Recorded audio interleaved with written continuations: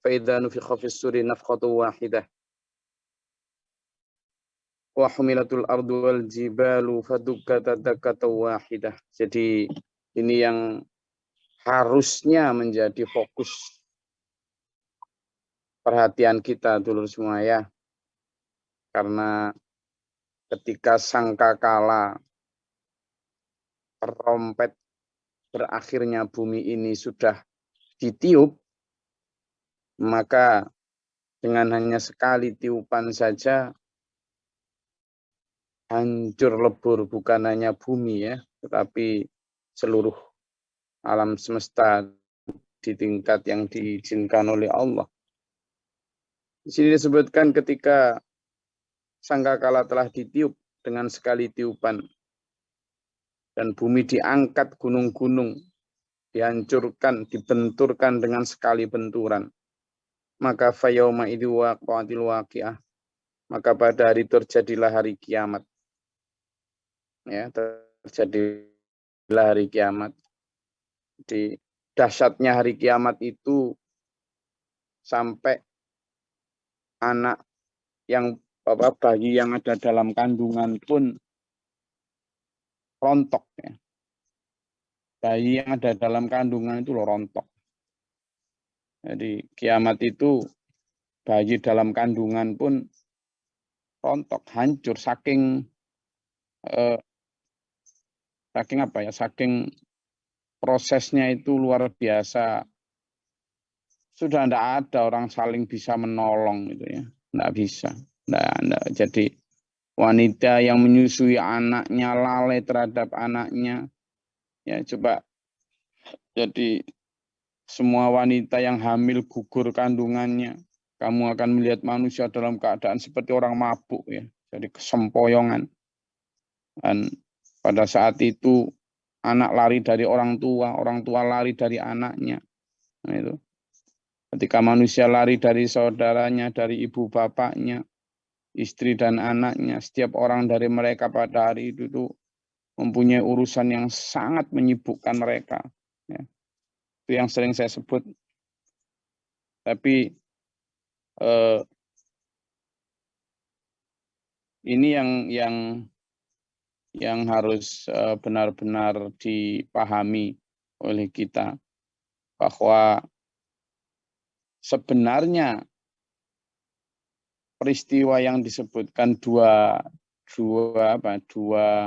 kiamat itu ya. Dua kiamat itu kiamat kecil yakni ketika sakaratul maut maupun kiamat besar yakni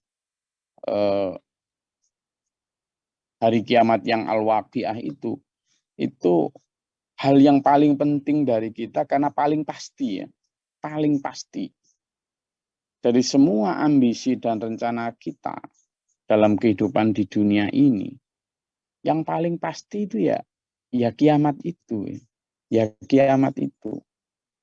Kalau kiamat sughro adalah kematian kita, yang kemarin kita sudah bahas tentang betapa sakaratul maut itu dahsyatnya sampai Rasulullah yang sudah diringankan 70 kali pun masih sakit. Itu apalagi kita, harusnya itu yang menjadi perhatian sampai kemudian kita diajari doa oleh Rasulullah, Allahumma hawwin alaina fi sakaratil maut. Jadi sampai kita itu diajari Allahumma hawwin alaina fi sakaratil maut.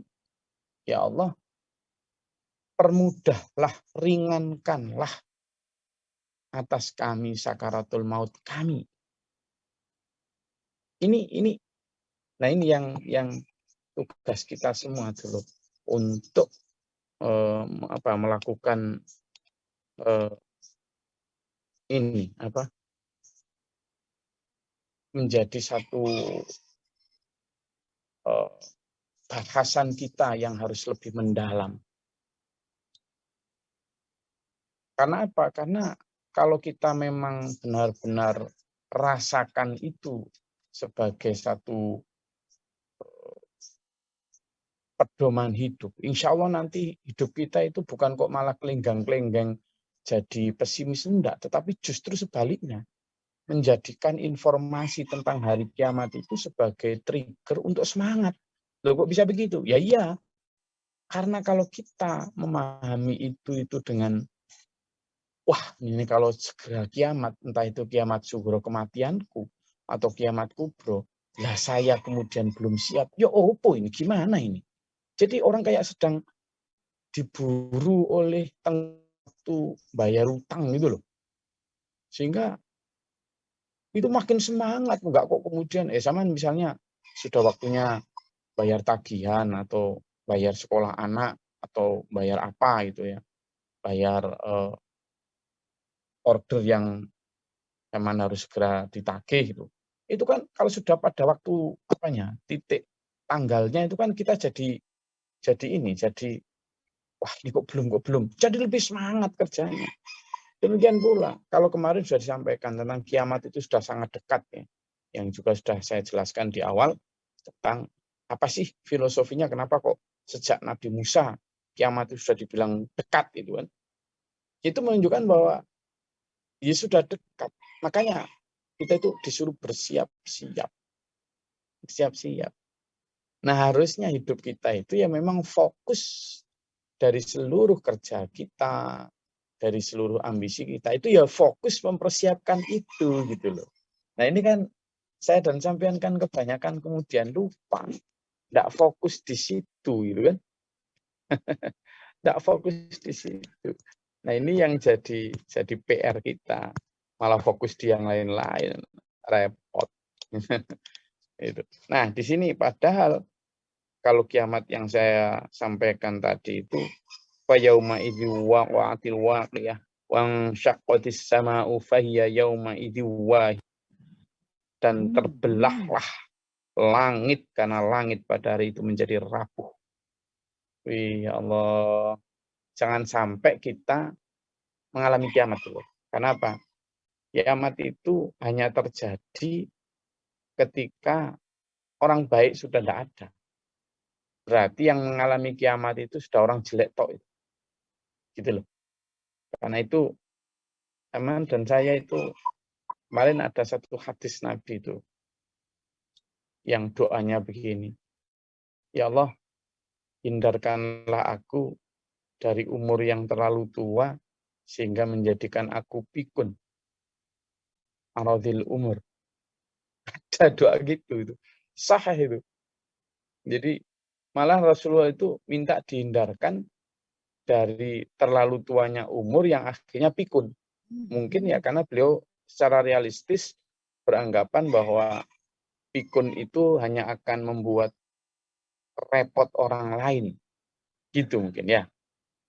Jadi ini menjadi landasan berpikir kita untuk benar-benar lebih cerdas di dalam mengelola, memanage waktu dan kehidupan kita.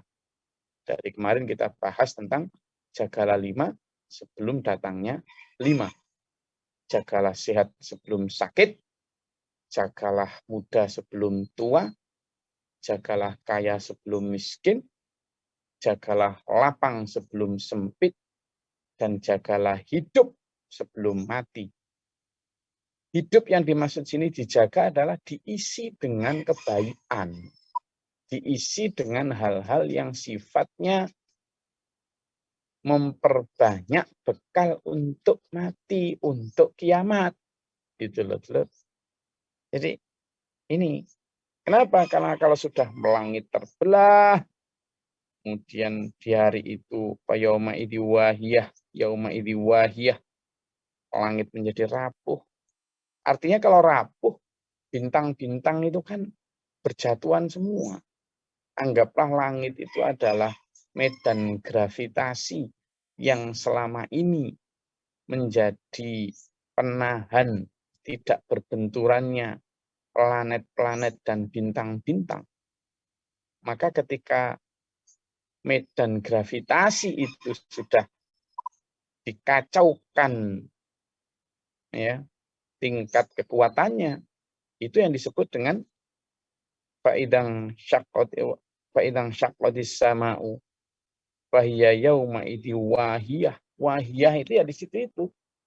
Ketika langit itu misalnya adalah sebuah medan gravitasi yang menjaga agar gravitasi satu planet dengan planet lain tidak saling mendekat, tidak saling menghantam.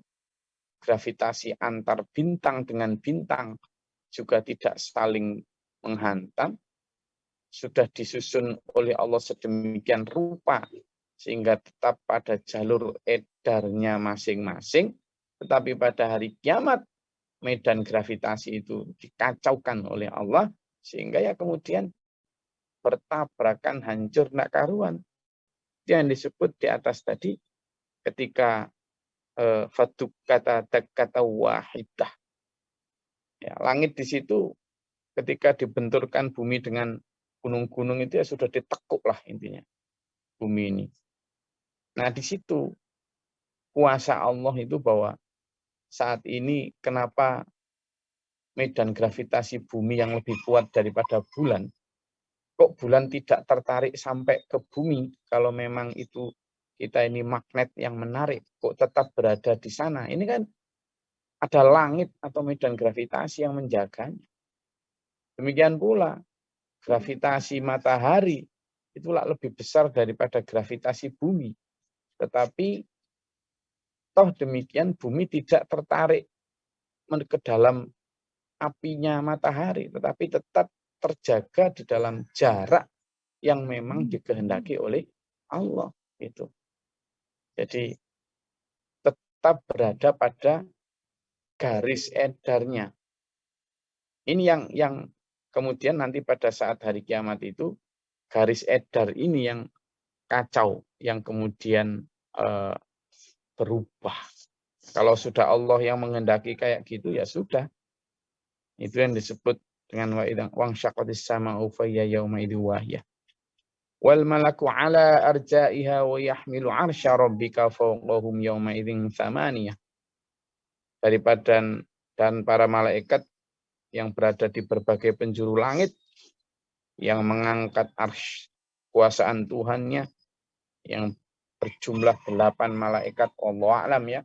8 malaikat yang dimaksud di sini itu seperti apa? Hanya Allah yang tahu. Tapi yang jelas ya, pada saat itu kekuasaan Tuhan yang dimaksud dengan arsy adalah kekuasaan Tuhan itu benar-benar berlaku. Ya, para malaikat yang dimaksud dengan memikul arsy Tuhannya adalah semua kekuasaan Tuhan tadi dalam menghancurkan bumi yang melalui ditugaskan para malaikatnya.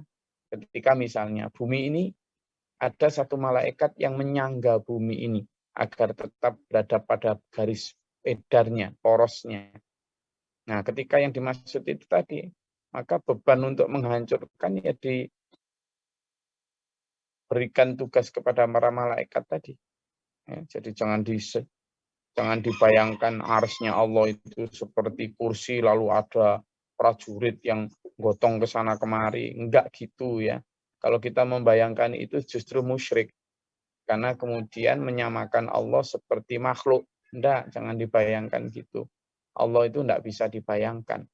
Kalimat-kalimat semacam ini hanyalah sebagai gambaran betapa besarnya kekuasaan Allah dan para malaikat sebagai pembawa amanah untuk melaksanakan tugas, termasuk meniup sangkakala juga ditugaskan kepada malaikat. Siapa? Israfil. Apa? Israfil. Bahkan ada satu penelitian yang menyebutkan bahwa sebenarnya black hole itu bentuknya kayak trompet. Jadi black hole itu adalah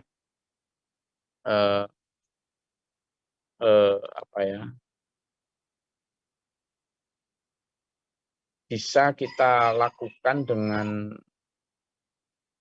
semacam penelitian, ternyata itu modelnya kayak trompet. Jadi kalau di masa Nabi Nuh itu misalnya trompet sudah dipegang oleh malaikat Israfil, di masanya Nabi Muhammad itu sudah ditempel, diangkat, ya, di masanya Nabi Muhammad sudah ditempelkan di bibir, ya di masa akhir zaman ini sudah tinggal niup aja. Ibaratnya sudah narik nafas ini malaikat Israfil ini. Itu. Nah, ini yang harus jadi perhatian kita ya. Jadi black hole itu apa? Black hole itu adalah lubang hitam yang ada di alam semesta ini yang akan menarik semua massa dan semua energi ketika nanti waktunya. Black hole ini dalam konteks alam semesta ini yang akan menghancurkan tidak saja materi tetapi juga energi. Jadi dari sisi sains seperti itu. Dan black hole ini ada beberapa di alam semesta. Jadi bisa jadi Allah juga punya beberapa yang lebih tinggi lagi. Nah, di dalam ayat yang kita bahas itu, betapa dahsyatnya sampai para manusia ini hancur lebur dan tidak. Ya sudah anak, istri, suami yang kadang membuat kita jadi malas beribadah itu, nanti tidak ada apa-apanya. Coba ya sampean buka di surat Abasa. Surat Abasa itu awal dari juz 30. Surat Abasa ayat 34 sampai 37. Surat Abasa. Coba dilihat.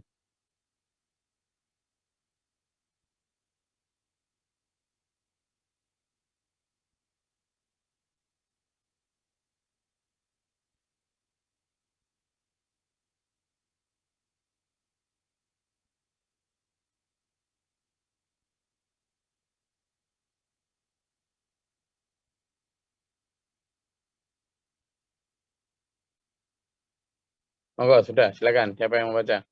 Surat Abasa.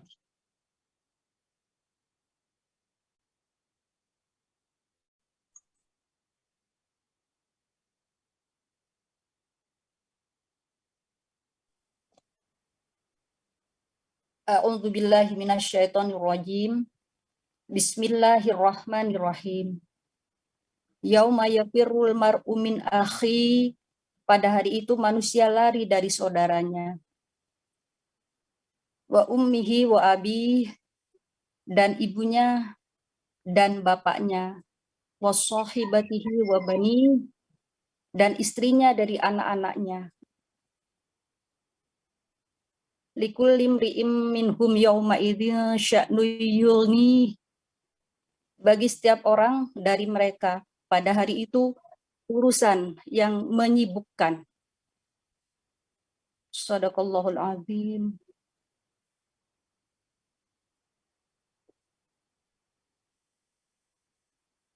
Oke. Jadi di ayat tadi jelas ya, bagaimana pada hari ketika manusia lari dari saudaranya, dari ibu dan bapaknya, dari istri dan anak-anaknya. Setiap orang dari mereka pada hari itu punya urusan yang menyibukkannya. Nah ini loh dulur, ini loh yang sering saya sebut itu. Sampean itu, ya saya ulangi, punya anak, punya suami, punya istri, itu ya hubungan hanya sementara di dunia ini. Di dunia ini. Makanya saya sering sebut dalam surat kayak kemarin ya, yang kita bahas dalam surat Al-Munafikun itu ya. Ini disebutkan itu a'udzubillahi minasyaitonirrajim. Ya ayyuhalladzina amanu la tulhikum amwalukum wa auladukum an dzikrillah. Wahai orang-orang beriman, janganlah kamu itu terperdaya, terkalahkan ya oleh anak maupun hartamu dari mengingat dari taat kepada Allah. Misalnya. Kemudian dalam surat At-Taghabun apa segala macam juga banyak itu tentang innama amwalukum wa auladukum fitnah, innama amwalukum wa azwajukum adun. Bahwa sesungguhnya anakmu, istrimu, hartamu itu adalah fitnah atau ujian, adun adalah musuh. Itu kalimat-kalimat yang membuat kita jangan kok membenci istri kita, membenci anak kita, enggak. Atau menterlantarkan, enggak, memusuhi, enggak. Tetapi adalah mewaspadai. Jangan sampai anak, harta, istri, suami, kerabat kita menjadi faktor kita itu tidak jadi taat, tidak jadi sedekah, tidak jadi ikut berjihad, tidak jadi jamaah, tidak jadi ngaji, hanya karena itu. Kenapa? Lawang itu loh ikatan sementara. Ikatan yang hanya terjadi di dunia, ketika nanti di akhirat, itu la khullatu wala syafa'ah. Tidak ada lagi pertalian. Quran itu yang menyatakan. Jadi takutlah di mana hari ketika di saat itu ya sudah tidak ada lagi pertalian. Hari tidak ada pertalian. Jadi tidak hanya pertalian keluarga gitu loh. Jadi itu yang dimaksud dengan kiamat. Itu tadi akhirnya apa? Karena semua orang itu lari. Lari dari apa? Lari dari apa? Orang yang kan khawatir diikut-ikutkan gitu loh. Jadi sampai datang kepada mereka terputusnya hubungan gitu. Ya coba yang saya sebut itu Quran semua itu ya. Jadi jagalah dirimu dari seorang tidak dapat membela orang lain dan tidak bisa menerima tebusan. Dan orang lain tidak bisa menggantikan, tidak ada manfaat juga tidak akan ditolong. Jadi banyak itu dalam surat Al-Baqarah itu ayat 254 misalnya itu tidak ada lagi jual beli, tidak ada lagi syafaat, tidak ada lagi pertalian, tidak ada lagi harta maupun anak tidak dapat menolong sedikit pun. Ketika sudah sedemikian itu sudah saling banyak ya dalam surat Al-An'am, dalam surat itu banyak sekali tidak ada pertalian. Nah, apa yang ingin kita misalnya ya kalau di surat Al-An'am itu misalnya ayat 94 itu jelas banget bahwa sungguh telah terputuslah pertalian antara kamu dan telah lenyap apa yang dulu kamu anggap semakin itu banyak. Kemudian surat An-Nahl juga ya. Kemudian surat di surat Maryam, ketika surat Al-Mu'minun dan sebagainya.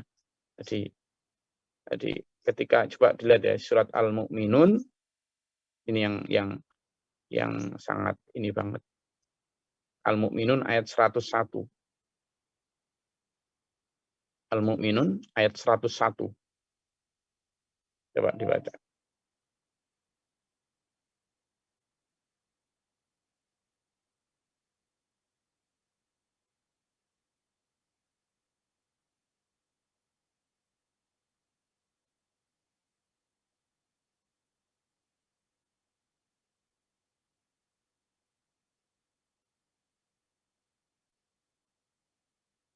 Enggak.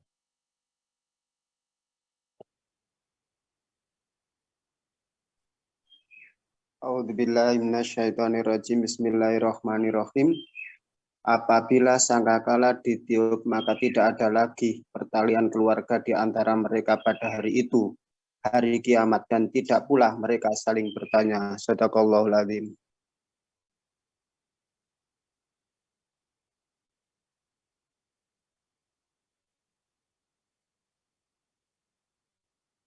Jadi yang dimaksud dengan tadi itu enggak. Jadi apabila sangkakala telah ditiup gitu kan, maka tidak ada lagi pertalian nasab. Jelas deh. Fala ansaba bainahum. Ini yang tadi dasar kenapa saya mengatakan bahwa pertalian nasab kita hanya di dunia. Jelas nggak? Itu. Makanya ayo dulur kita perbaiki betul kesempatan kita untuk menolong anak istri suami kita ya di dunia ini. Nanti di akhirat sudah tidak bisa. Banyak ayatnya itu. Banyak. Itu tadi ketika manusia lari dari saudaranya tentunya. Lalu coba buka lagi ya yang tadi saya sebut dengan bahkan orang itu loh sudah tidak bisa nah itu dalam surat Al-Hajj. Dalam surat Al-Hajj coba Al-Hajj. Surat Al-Hajj ayat 1 sampai 2. Al-Hajj.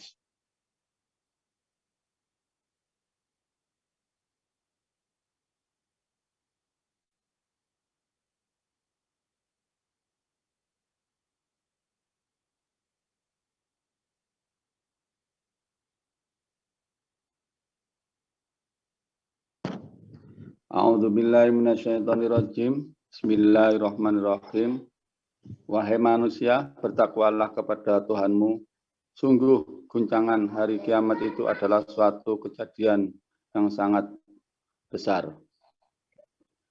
Ingatlah pada hari ketika kamu melihatnya guncangan itu, semua perempuan yang menyusui anaknya akan lalai terhadap anak yang disusuinya, dan setiap perempuan yang hamil akan keguguran kandungannya. Dan kamu melihat manusia dalam keadaan mabuk, padahal sebenarnya mereka tidak mabuk. Tetapi azab Allah itu sangat keras. Shadaqallahul adzim.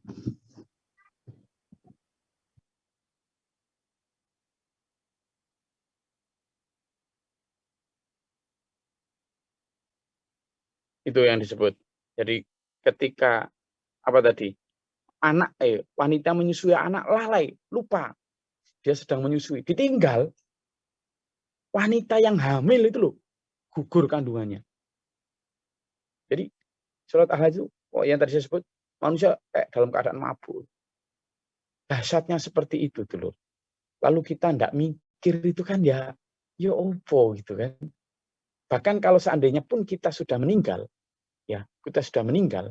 itu ketika dibangkitkan dari kubur, itu loh malah apa ini?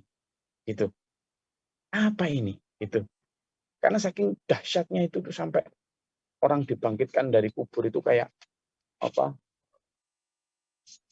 Dekulan-dekulan tanaman gitu. Jadi ayolah kita menyemangati diri kita untuk bekerja keras di dunia ini dengan filosofi tadi, persiapan dua kiamat tadi. Karena memang ya itulah yang diperingatkan oleh Quran pada kita. Kalau orang-orang kafir tidak percaya itu, sehingga ya total hanya untuk melupakan urusan-urusan yang sebenarnya sangat kecil, sebesar apapun ya urusan di dunia ini. Tidak ada apa-apanya dibanding dengan urusan dahsyatnya itu. Sekarang saya mau tanya. Sebesar apapun persoalan yang saya hadapi, bangun. Sebesar apapun persoalan yang saya hadapi, adakah yang sampai menggugurkan kandungan? Ya brojol langsung loh ya. Ya ada sih orang yang karena saking stresnya sampai kandungan gugur. Tapi ini yang dimaksud itu sampai kandungan yang sudah besar gugur karena itu. Atau kemudian saking besarnya sampai lupa saudara, lupa lari dari saudara, sampai kemudian lupa sedang nyusui anak. Itu sampai lari. Ada saya rasa. Nah, ini kiamat itu seperti itu gitu dulu. Nah, ini yang harus jadi, apalagi yang tadi disebut dengan sakaratul maut, itu dahsyatnya luar biasa. Nah, peringatan semacam ini jangan jadi lari ya. Ada yang kemarin jadi waktunya saya lagi semangat-semangatnya kerja, diajak bahas kiamat. Loh, bukan saya yang ngajak bahas kiamat. Memang ayatnya sedang nyampe tentang kiamat. Masa saya lompati biar sampean seneng? Ya repot ini. Ya enggak lah. Ya tetap dibahas sesuai apa adanya. Dan seperti ini jangan menjadikan pesimis ya, tapi justru malah menjadikan kita optimis, menjadi lebih semangat karena kita diburu oleh waktu persiapan hari kiamat itu. Oke. Saya rasa itu dulu kajian kita pada pagi hari ini. Monggo saya mau disampaikan.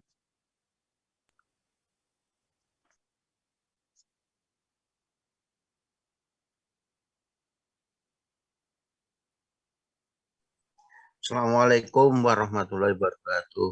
Salam. Maaf Gus, mau tanya. Kadang kita sering mendengar juga bahwa nantinya kalau sudah ditiupkan sangkala itu tidak ada hubungan keluarga gimana. Apakah setelah pasca kiamat misalnya di surga, kita kan misalnya insya Allah di surga semua. Kan berdoanya nanti bisa ketemu di surga, bahwa kita suami istri anak bisa kumpul, yang jelas kita bisa berkumpul dengan Rasulullah. Itu gimana hubungannya dengan yang sampaikan tadi bahwa pas ditiupkan sangkala itu tidak ada hubungan keluarga? Mohon penjelasannya. Terima kasih. Salam. Ya, maksudnya keluarga itu adalah keluarga nasab, ya. Keluarga nasab itu tidak ada sudah. Ini karena anak saya, ya Allah, ini karena suami saya tetap ikut dia. Tidak bisa sudah, tidak bisa. Makanya ayat Al-Quran itu banyak mengatakan wala taziru waziratu wizra ukhra.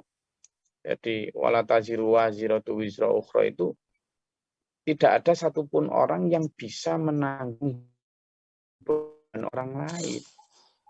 Jadi orangnya nafsi-nafsi. Makanya dalam surat Yasin juga disebutkan, Al-Kahfi juga disebutkan tuh bahwa laqad ji'tumuna furoda. Kamu nanti tuh datang menghadapku itu sendiri-sendiri. Sendiri-sendiri. Nggak ada urusan yang tadi itu. Dalam surat Al-Mu'minat 101 tadi itu jelas. Bisa dibantah. Jadi tidak ada lagi hubungan nasab. Jadi kalaupun di sana misalnya ada saling meminta pertanggungjawaban, itu ya karena persoalan amal misalnya. Ya Allah, dulu saya pernah dipukul dia. Ya hubungan kayak gitu kan karena hubungan interaksi, amal, bukan karena hubungan nasab. Jadi malah saling nuntut itu di sana. Tidak bisa saling nolong. Karena orang membutuhkan support, membutuhkan poin. Gitu.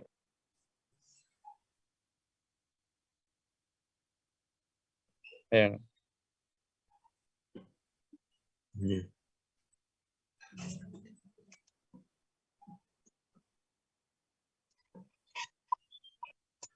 Hmm.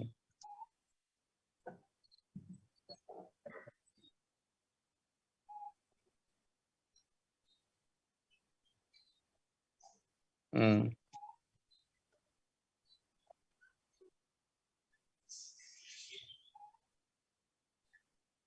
Tapi itu kan? Izin Gus. Oke, monggo. Nah sekarang kita orang yang sudah meninggal Gus apakah akan merasakan dahsyatnya itu kiamat itu? Sekian aja Gus dari saya. Oh iya, jadi mereka tetap merasakan ya dahsyatnya itu sampai kemudian ya itu tadi. Ketika orang yang ada di dalam kubur itu bangkit sampai kemudian apa ini? Gitu. Jadi apa ini? Pertanyaannya jadi saking kagetnya melihat dahsyatnya kiamat itu ya.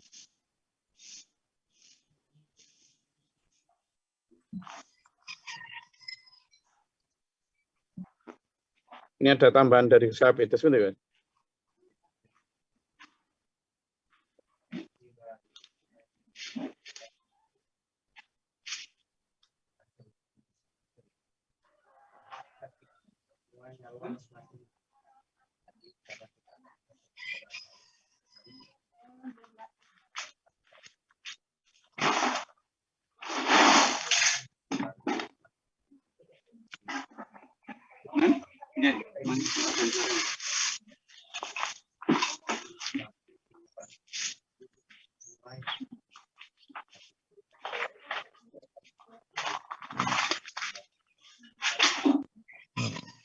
Karena kesamaan amal. Ya, jadi ini ada tambahan dari Gus Kapit. Saya sedang di kamarnya Gus Hafid ini sambil nunggu Gus Hafid. Jadi ada tambahan bahwa ya kalaupun ada hubungan, itu hubungan bukan karena hubungan nasab misalnya. Nanti ketika anak, suami, istri itu benar-benar sudah selesai dihisab, ternyata hisabnya itu benar-benar ada dalam satu timbangan amal yang sama, maka itu punya kesempatan untuk seperti dalam surat Ar-Ra'd 24 itu ya 28 24 itu mengatakan bahwa anak, suami, istri, bapak, kerabat masuk ke surga bersama-sama. Itu. Nah, itu punya kesempatan. Itu makanya sering banget saya sampaikan di sini bahwa ayo berusaha untuk mengajak anak, suami, istri kita dalam satu perahu, satu frame, satu jalan sirot yang sama. Ngajinya bareng, sedekahnya bareng, semuanya itu. Ini untuk menjaga itu dulu ya. Jadi ini penyemangat harusnya. Jangan jadikan ini wah ngajinya nukono, jak ini akhirat aja ndak gitu. Memang ini makanya saya sudah sering bilang isi Quran itu ya begini ini gitu loh ya. Dan ini sedang nyampe di ayat ini bukan karena tak pilih-pilih ya, memang karena sedang berada di sana. Oke. Jadi ayo kita semangati diri kita dulu karena waktunya habis. Meskipun ini hari Ahad tapi tetap harus semangat untuk menyongsong persiapan yang baik hari kiamat kita. Okay? Semoga Allah merahmati meridai kita, menuntun kita dalam siratal mustaqim ila akhiri hayat husnul khatimah. Amin. Allahumma ighfir lil mu'minina wal mu'minat wal muslimina wal muslimat al ahya. Amin. وبارك لنا فيما أعطيت وقنا شر القدير. Amin. استغفر واتوب إليك والسلام على سيدنا محمد. اللهم ادفع عنا البلاء والوباء ودع الحسدين من الجن والشيطان. ربنا ولا تجعلنا في القوم الظالمين الله. ربنا من نفقت بنا ما شهدت ربنا لا تزغ قلوبنا بعد إذ هديتنا. اللهم افتح لنا باب السماء برحمتك اللهم اعطنا علينا. ربنا من نفقت بنا ما شهدت ربنا لا تزغ قلوبنا بعد إذ هديتنا. Amin. ربنا آتنا في الدنيا حسنة وفي الآخرة حسنة. سبحان ربك رب العزة عما يصفون وسلام على المرسلين لله رب العالمين. والسلام عليكم ورحمة الله وبركاته. Waalaikumsalam Waalaikumsalam warahmatullahi